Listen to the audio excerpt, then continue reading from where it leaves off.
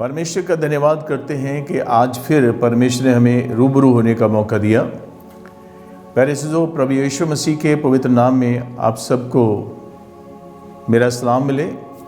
प्रभु यीशु मसीह के नाम की जय हो, क्योंकि परमेश्वर भला है, उसकी करुणा सदा के लिए और उसकी सच्चाई पीढ़ी से पीढ़ी तक बनी रहती है। पिछले एपिसोड में हमने देखा था इमैनुअल, यानी कि परमेश्वर हमारे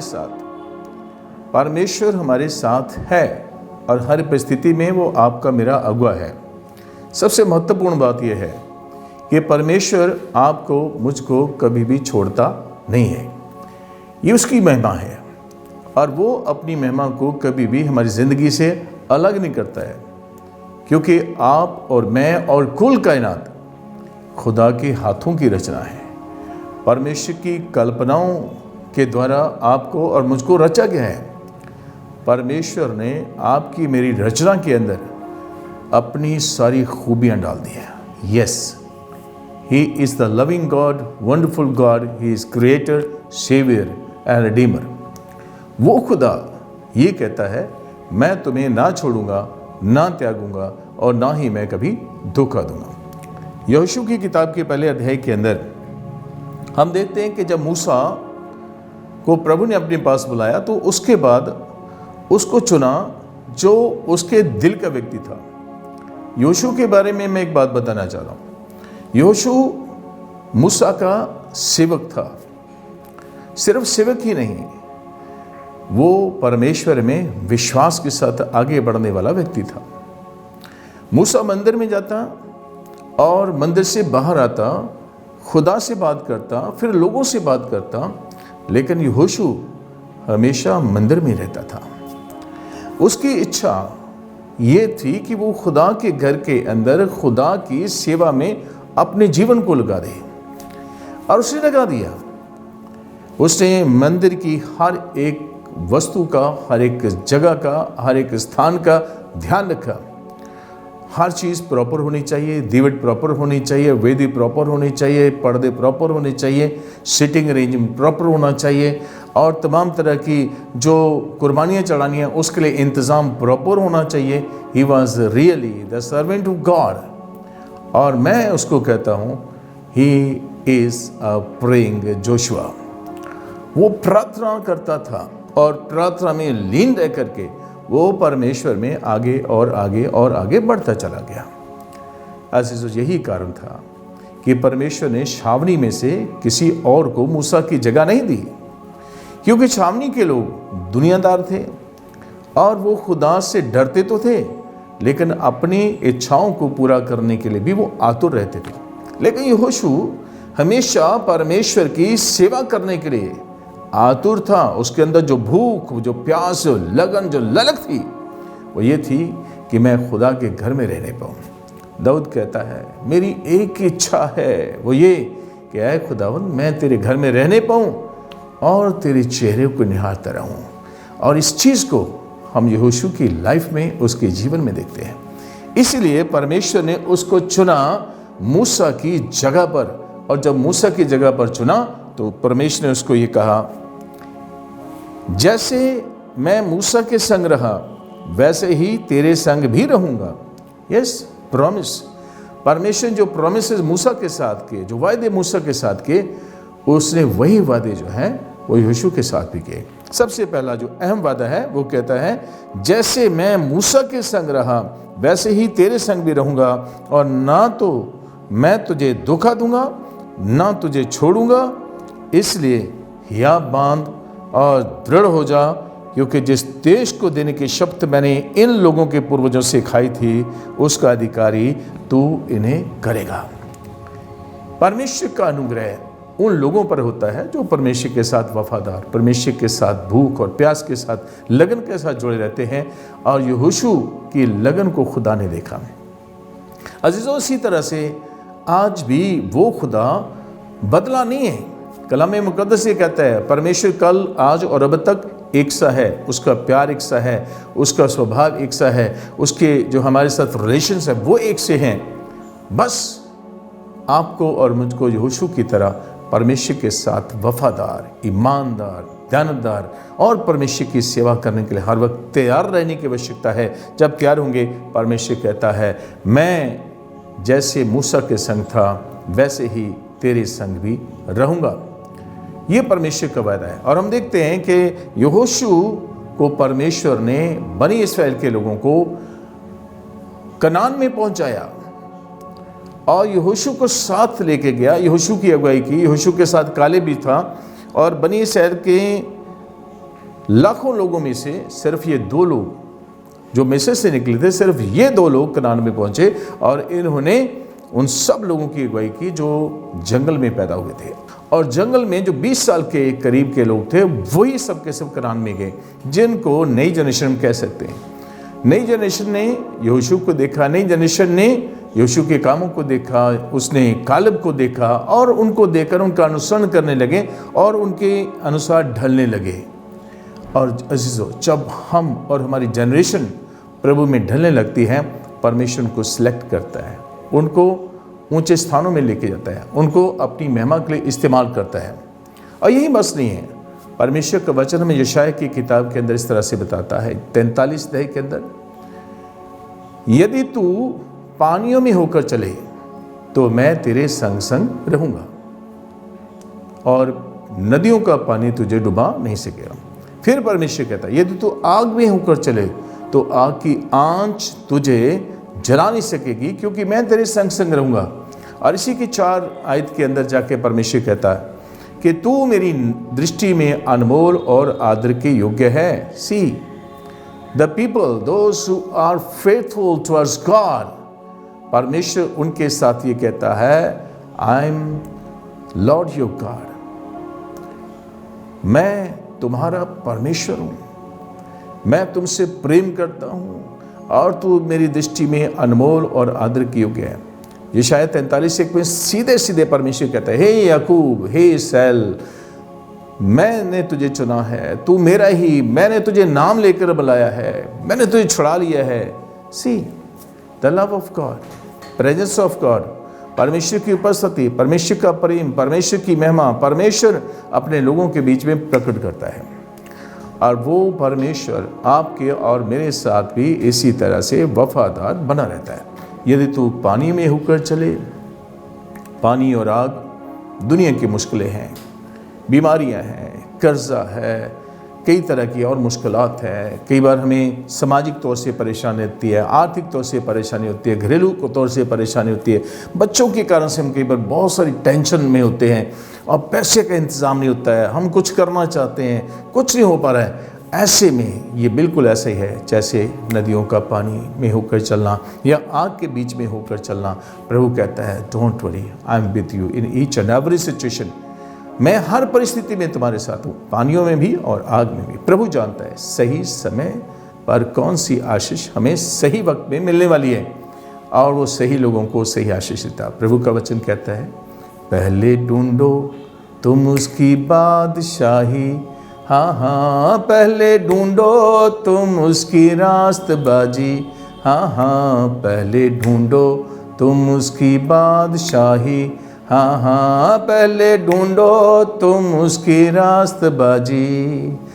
तो ये सारी चीज़ें तुमको मिलती जाएंगी, सब ज़रूरतें भी पूरी होती जाएंगी। पहले ढूंढो तुम उसकी बादशाही, हाँ हाँ पहले ढूंढो तुम उसकी रास्तबाजी। अजीजों, सचमुच जो लोग परमेश्वर के राज्य और धर्म की खोज करते हैं, परमेश्वर उनको नहीं छोड़ता, नहीं त्यागता और नहीं धोखा देता है। अजीजों, इसी तरह से हम एक और रेफरेंस देखेंगे दानियेल की किताब में से। दानियेल की किताब में हम 3 लोगों को देखते हैं, शद्रक, मेशक और अबेदनगो। परमेश्वर के साथ वफादार। जब इनको गुलाम बना के ले जाया गया और इनको एक ऐसे व्यक्ति के सामने रखा गया जो गुलामों को राजा के लिए तैयार करते थे कि वो किस जगह में कैसा कैसा भोजन खाएंगे और कैसे कैसे कामों के लिए उसको क्या क्या दिया जाएगा। और जब शद्रक, मेशक, अबेदनगो को उसके पास ले जाया गया, खिलाने वाले के पास, तो उसने जो भोजन दिया, अब ये लोग कहते हैं देख भाई, ये भोजन जो तू दे रहा है ना हमारे लिए अशुद्ध है, ये भोजन हम नहीं खा सकते, हमें ये भोजन नहीं खाना है, तो इसकी जगह हमें साग पात दे। लेकिन वो व्यक्ति कहता है तुम तो मुझे मरवाओगे भाई, क्योंकि अगर मैंने ये भोजन तुम्हें ना दिया तो तुम्हारे चेहरे बाकियों के मुकाबले में खूबसूरत नहीं होंगे, रौनक नहीं होगी। तब शद्रक, मेशक और अबेदनगो ने कहा ऐसा नहीं है, जिस परमेश्वर को हम मानते हैं वो परमेश्वर हमें कभी शर्मिंदा होने नहीं देता है। इसलिए 10 दिन तक तो जो भोजन हम कहते हैं वो हमें खिला। अगर हमारे चेहरे बाकियों से चमकदार ना होंगे, बाकियों से खूबसूरत ना होंगे, रौनक नहीं होंगी, तो हमें जो भोजन तू खिलाएगा हम वो खाएंगे। अगर हम इस भोजन से खूबसूरत होंगे, हम इस भोजन से चमकीले हो जाएंगे, रोशन हो जाएंगे, मुनव्वर हो जाएंगे, तो अज़ीज़ों उन्होंने कहा हमें वही भोजन देना। अब इस बात के लिए वो मान गया और शद्रक, मेशक और अबेदनगो को वही भोजन दिया जो उन्होंने चाहा। और वो प्रभु के साथ चलते रहे। परमेश्वर उनको राजा के साथ बिठाया, उसने गद्दी पर बिठाया। और एक समय आया जो उनके विरोधी थे, उन्होंने राजा को उकसाया कि वो एक सोने की मूर्ति बनाए और उसकी प्रतिष्ठा करे। और वो जानते थे कि शद्रक, मेशक और अबेदनगो अपने परमेश्वर को जो मानते हैं वो किसी और मूर्ति के सामने वो नहीं सिजदा करेंगे, नहीं झुकेंगे। और जब ये नहीं झुकेंगे, राजा इनको पकड़ेगा और इनको सजा देगा और मार डालेगा। अजीजों, शद्रक, मेशक और अबेदनगो अपने परमेश्वर के अलावा किसी और को सजदा नहीं करते हैं। उनके दिल में कोई लालच नहीं है। वो राजा के साथ बैठते हैं, सलाहकार हैं, मंत्रियों की जगह वो लेते हैं, लेकिन फिर भी दे प्रेफर द गॉड। वो अपने परमेश्वर को हमेशा रेफरेंस देते हैं। और मूर्ति बनाएगी, बहुत ऊंची बड़ी मूर्ति, और ढिंढोरा पिटवाएगा, इस दिन को इस मूर्ति की प्रतिष्ठा होगी और सब लोग आए और इस मूर्ति की प्रतिष्ठा में शामिल हो जाएं।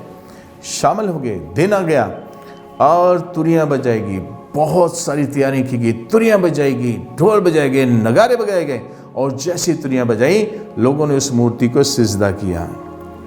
लेकिन शद्रक, मेशक और अबेदनगो इन्होंने सिजदा नहीं किया। लोगों ने कहा बादशाह सलामत, देखो ये तुम्हारे लोग जो तुम्हारे साथ बैठते हैं ये नहीं झुके। राजा ने कहा कोई बात नहीं, देखो तुम्हारे लिए फिर से तुरियां बजवा देंगे, तुम झुक जाओ। लेकिन उन्होंने कहा बादशाह सलामत, ऐसा हरगिज़ नहीं हो सकता, हम अपने खुदा को छोड़ किसी और के सामने नहीं झुकेंगे और तेरी बनाई इस मूर्ति के सामने तो बिल्कुल नहीं झुकेंगे। बादशाह को गुस्सा आया, वाजिब था, वो राजा है, पूरी प्रजा उसके सामने खड़ी है और उसके सामने उन्होंने कहा हम नहीं झुकेंगे, चाहे हमें आग में डाल दो, चाहे हमें तलवार से मार डालो, वो हमें तेरी तलवार से बचा सकता है। राजा को बहुत गुस्सा आया, आग बोला। उसने कहा आग को 7 गुना भड़काओ। और जब आग को 7 गुना भड़का दिया गया और फिर पहलवान बुलाए गए, उनको बड़े सारे एक रस्सी के द्वारा बांधा गया और बांधकर उनको आग में फेंका गया। थोड़ी देर में राजा के चक्के छूटे, पसीना आ गया, घबरा गया, कहने लगा अरे ये क्या हो रहा है, मैं क्या देख रहा हूं। पूछता है हमने कितने लोगों को डाला था? लोगों ने कहा 3, लेकिन मैं तो 4 को देखता हूं, चौथे का स्वरूप परमेश्वर के पुत्र के जैसा है। हालेलुया। परमेश्वर के लोग आग की भट्टी में घूम रहे हैं आनंद के साथ, और जो चौथा है वो परमेश्वर के पुत्र के जैसा है। हालेलुया। परमेश्वर ना छोड़ता, ना त्यागता, ना धोखा देता है, वो अपने लोगों के साथ रहता है, वफादार है।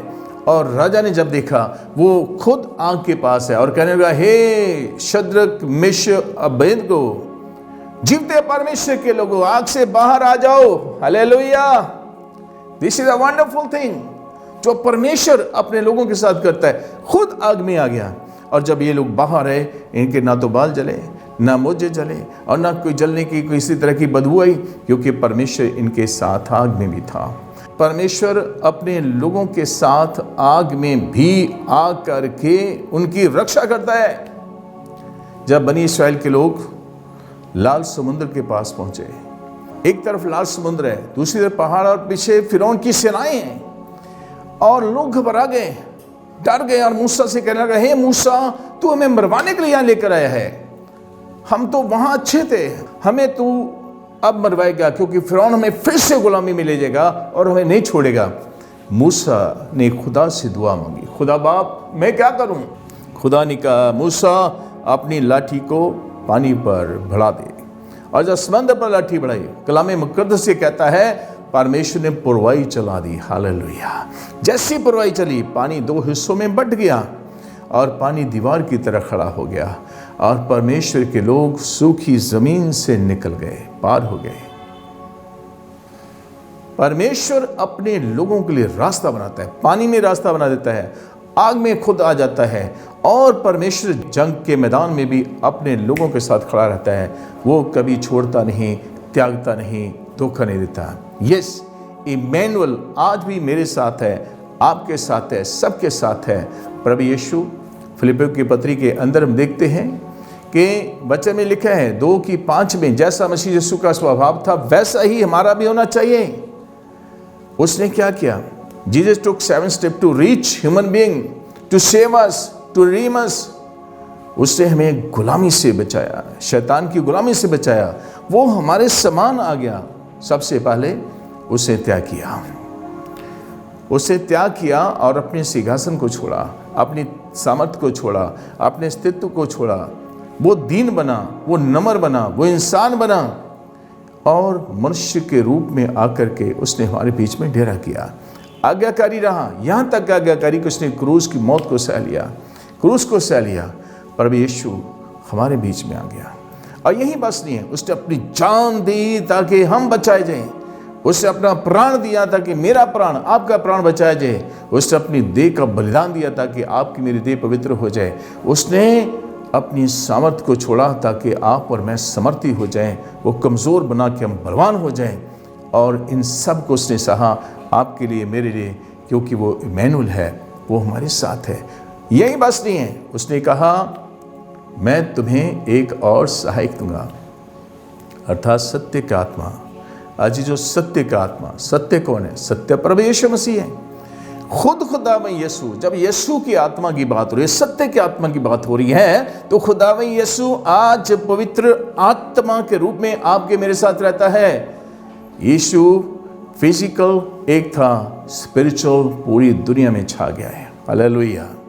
अजीजों, परमेश्वर चाहता है आप और मैं भी छा जाएं, क्योंकि जिसके पास आत्मा है वही परमेश्वर का जन है। जिसके पास आत्मा है, रोमियो में लिखा है, रोमियो के पत्र में साफ लिखा हुआ है कि जिसके पास आत्मा है वही परमेश्वर का जन है। और परमेश्वर का आत्मा, प्रभु यीशु का आत्मा जब आपके मेरे पास होता है तो परमेश्वर का आत्मा आपको मुझको समर्थी बनाता है। प्रेरितों के काम 1:8 में लिखा है, फिर जब पवित्र आत्मा तुम पर आएगा तुम सामर्थ पाओगे। जब आत्मा आएगा क्या पाओगे? सामर्थ पाओगे। और सारी यरूशलेम में, यहूदिया में, सामरिया में और दुनिया के शोर तक तो मेरे गवाह हो जाओगे।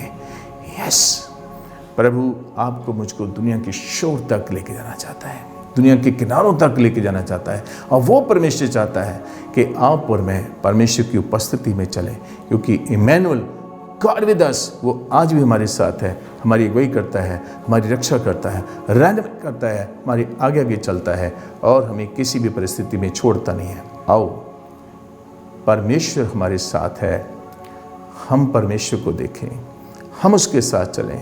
सोचें, क्या मैं परमेश्वर के साथ चलता हूँ? परमेश्वर तो हमारे साथ चलता है, क्या मैं चलता हूँ? जो वचन दिया गया, क्या मैंने उस वचन के ऊपर ध्यान किया, मनन किया? प्रभु ने आत्मा दिया, क्या मैंने अपनी आत्मा को परमेश्वर के लिए समर्पित किया कि मैं उस आत्मा में आ जाऊं जो आत्मा प्रभु ने दिया? पहला ग्रंथियों उसके 6 और उसके 18, 19, 20 आयतों में लिखा है, तुम्हारी कीमत अदा कर दी गई, कीमत चुका दी गई और इसलिए हमें चुना गया, इसलिए हमें खरीदा गया कि हमारी देह में पवित्र आत्मा आके रहे। क्योंकि प्रभु का वचन पहला ग्रंथियों 3:16 में कहता है, क्या तुम नहीं जानते हो तुम परमेश्वर का मंदिर हो और परमेश्वर का आत्मा तुम में वास करता है। और 6:20 में लिखा है, तुम्हारी देह परमेश्वर की है, इसलिए अपनी देह से परमेश्वर की महिमा करो। आओ इमैनुअल जो आपके मेरे साथ है, इमैनुअल जो प्रभु यीशु मसीह, इमैनुअल जो खुद खुदा है, जो वचन है, जो देहधारी हुआ, उससे अनुग्रह और सच्चाई से भरपूर होकर हमारे बीच में डेरा किया। आओ हम उसका अनुसरण करें, आओ अपने आप को प्रभु के साथ चलाएं, आओ हम उसका हाथ थामें, आओ हम उसकी ओर देखें, क्योंकि वो परमेश्वर कहता है मैं हर परिस्थिति में तुम्हारे साथ हूँ। आओ हम प्रभु के साथ चलें, समर्पण करें, दुआ करें, खुद बचें, औरों को बचाएं, ताकि प्रभु की महिमा हो और परमेश्वर का राज्य इस धरती पर फैल जाए। खुदावंद इस कलाम पर बरकत दे, इसके अनुसार चलने के लिए हमारी तौफीक करे, आशीष दे, अगुवाई करे। प्रभु आपके साथ हो। आप सबको मेरा सलाम मिले। जय यीशु मसीह की। और प्रभु के राज्य में बढ़ने के लिए आप आशीष पाओ, बढ़ते जाओ। इसी दुआ के साथ मैं आपसे अलविदा लेता हूँ। May God bless you all. प्रभु आपके साथ।